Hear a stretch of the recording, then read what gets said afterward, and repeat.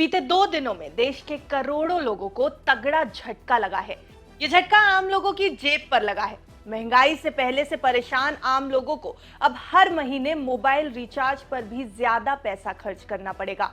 नमस्कार, आप देख रहे हैं बिस्तक। मैं हूं आपके साथ अर्निमा द्विवेदी। मुकेश अंबानी की रिलायंस जियो, सुनील भारती मित्तल की एयरटेल और वोडाफोन आइडिया, ये तीनों प्राइवेट सेक्टर की टेलीकॉम कंपनियां हैं। इनके करोड़ों ग्राहक हैं और बीते 2 दिनों में इन तीनों ने एक एक करके अपने मोबाइल टैरिफ यानी मोबाइल के किराए बढ़ा दिए।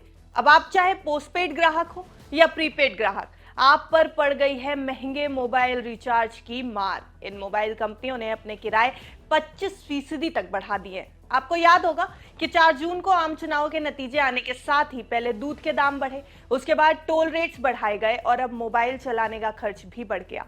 यानी एक के बाद एक महंगाई की मार। हालांकि ये बात पहले से ही कही जा रही थी कि चुनाव के नतीजों के बाद मोबाइल का खर्च 25% तक बढ़ सकता है, और अब ये आशंका हकीकत में तब्दील हो गई।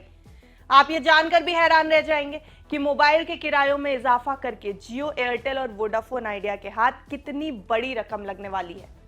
ईटी की एक खबर के मुताबिक टेलीकॉम सर्विसेज पर आम लोगों का खर्च करीब 47,500 करोड़ रुपए बढ़ने वाला है।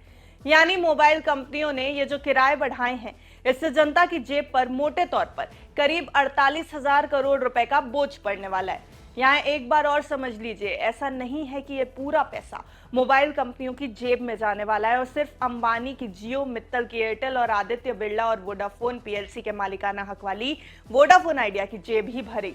ये भारी भरकम रकम जाने वाली है। इसका एक हिस्सा सरकार के खजाने में भी पहुंचना है। वजह यह है कि इस रकम से सरकार को जाने वाले टैक्स भी शामिल हैं। वहीं जीएसटी जो आपको मोबाइल रिचार्ज पर चुकाते हैं, जो आपको चुकाना पड़ता है, वो पैसा सरकार को ही तो मिलना है।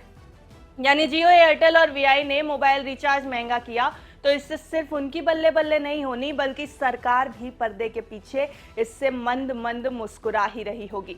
दूसरी ओर जनता की जेब पर यह 47,500 करोड़ की चोट बिना मतलब के पड़ गई। आप इसे एक और नजरिए से भी समझिए। हाल ही में सरकार ने 5G स्पेक्ट्रम की नीलामी की।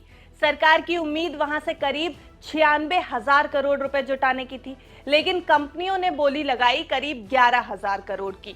यानी इस नीलामी से सरकार खजाने में जितना पैसा लेना चाहती थी वो नहीं आया। तो अब इसकी भरपाई मोबाइल किरायों के बढ़ने से, उससे होने वाले टैक्स फायदे के तौर पर तो सरकार को होने ही वाली है। दूसरी तरफ पिस रहा है आम आदमी। मोबाइल कंपनियां कमाई बढ़ाने की कोशिश काफी वक्त से कर रही हैं और बीते 1-1.5 साल से वो किरायों में इजाफा नहीं कर पाई थी। ऐसे में चुनाव के बाद उन्हें एकदम ये मौका मिल गया।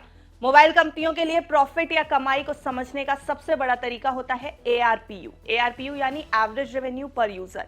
इस वक्त एयरटेल इस मामले में सबसे आगे है और उसका ARPU 209 रुपए है। दूसरे नंबर पर आता है जियो, जिसका ARPU 182 रुपए है, जबकि वोडाफोन आइडिया के लिए यह आंकड़ा 146 रुपए पर है। एयरटेल ने हाल ही में अपनी एक्सचेंज फाइलिंग में कहा कि टेलीकॉम कंपनियों का बिजनेस मॉडल तभी मजबूत रहेगा जब उनका ARPU 300 रुपए हो। इसका मतलब यह है कि कंपनियां 300 रुपए के ARPU को पाने की निकट भविष्य में कोशिश करेंगी। और ये ARPU निकलेगा कहां से? ये निकलेगा आपकी जेब से। जी हां, आम लोगों की जेब से ही कंपनियों का ARPU 300 रुपए पर पहुंचेगा। इसका मतलब ऐसे भी समझिए कि आने वाले वक्त में आपको मोबाइल टैरिफ, डेटा, इनके दाम और बढ़ते नजर आ सकते हैं। और मोबाइल की यह महंगाई फिलहाल रुकने वाली तो नहीं लग रही, इसलिए दिल थाम कर बैठिए और महंगाई के इस दौर का मजा लीजिए। आपको ये खबर कैसी लगी हमें कमेंट करके जरूर बताएं, और ऐसी अन्य खबरों के लिए देखते रहें बिस्तक। बिस्तक आपके लिए लाया है प्रीमियम मेंबरशिप प्रोग्राम, जहां आपको मिलेंगे कई सारे फायदे, जिनमें मार्केट न्यूज़लेटर, लाइव चैट पर आपके सवालों के सबसे पहले जवाब, मार्केट आउटलुक, वीकेंड पर मार्केट स्कैन, एंकर्स के साथ चैट और भी बहुत कुछ। इस प्रीमियम सब्सक्रिप्शन में 3 तरह के प्लान हैं, सिल्वर, गोल्ड और प्लैटिनम, जिनकी शुरुआत मात्र 159 रुपए महीने से होती है। इससे जुड़ना भी बेहद आसान है। बिस्तक के YouTube चैनल पर जाएं, ज्वाइन बटन पर क्लिक करें और अपना प्लान सिलेक्ट करें। बस बन गए आप हमारे प्रीमियम मेंबर।